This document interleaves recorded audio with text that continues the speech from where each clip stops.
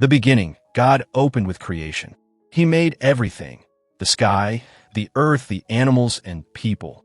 But then came disobedience, and that disobedience is what God calls sin. Now God gave everyone a choice from the very start, life or death. Adam and Eve chose death, and that one choice didn't just affect them. Death now corrupted mortality, meaning every person born after them was born into that same corruption. Romans 5 verse 12 says, "Sin entered the world through one man, and death through sin." But God didn't leave them without hope. Right there in Genesis, He reminded them of His salvation plan. And not only did He remind them, He also had to clean up the mess that sin made. Genesis 3 verse 15 is the very first hint that a Savior was coming to fix what went wrong. Now we see Moses. God chose Moses to teach His people His purpose and His plan. Moses educated them on God's offer, which is life, and showed them the benefits of choosing it. But he also showed them what rejecting it looks like, because rejecting life means you are choosing death. And God let them see the consequences of choosing death with their own eyes.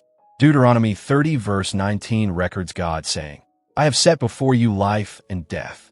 Choose life." But these people kept living wayward. They kept preferring the gods of Egypt, the very place they had just been delivered from, over the God who actually rescued them. They were in bondage under Pharaoh for many years. God pulled them out with signs and wonders, parting the Red Sea, 10 plagues, all of it recorded in Exodus. And still they went back to the gods of their oppressors. Moses could not control such a lawless and disobedient people. So then came the law, the 10 Commandments, and God's instructions, found in Exodus 20, to try to put order around them.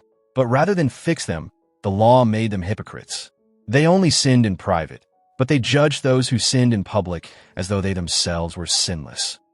Romans 3 verse 20 says the law didn't save anyone. It just showed people how sinful they really were. Moses died. Joshua took over. But even with new leadership, the pattern didn't stop. The people kept cycling. Follow God, forget God, face consequences, cry out, get rescued, then do it all over again.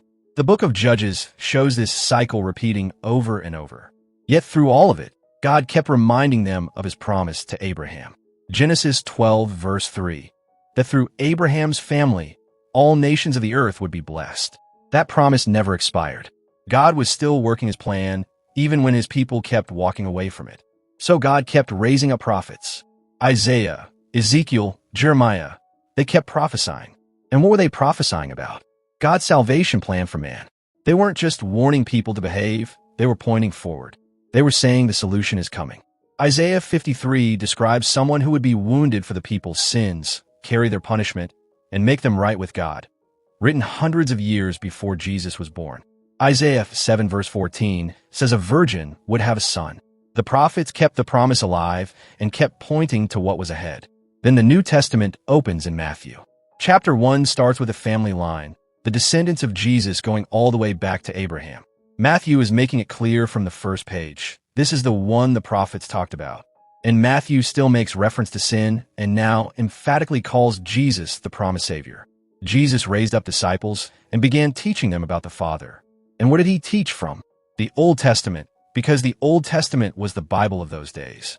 Every lesson, every reference, every explanation Jesus gave was rooted in what was already written.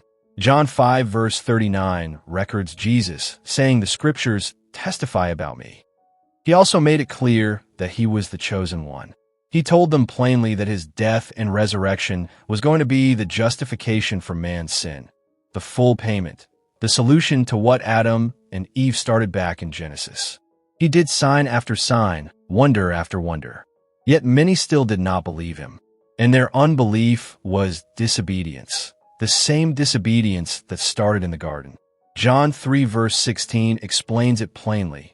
Salvation is for everyone, but only those who believe can benefit from it. Belief is the entry point. Jesus died and rose again, and then His Spirit was poured into those who believed. Acts 2 records that moment, the day of Pentecost. And the Acts of the Apostles shows us what happened next. The disciples didn't just sit on what they received. They went out and manifested the Christ in them. They preached, they healed, they planted churches, they spread the message everywhere. Acts 1 verse 8.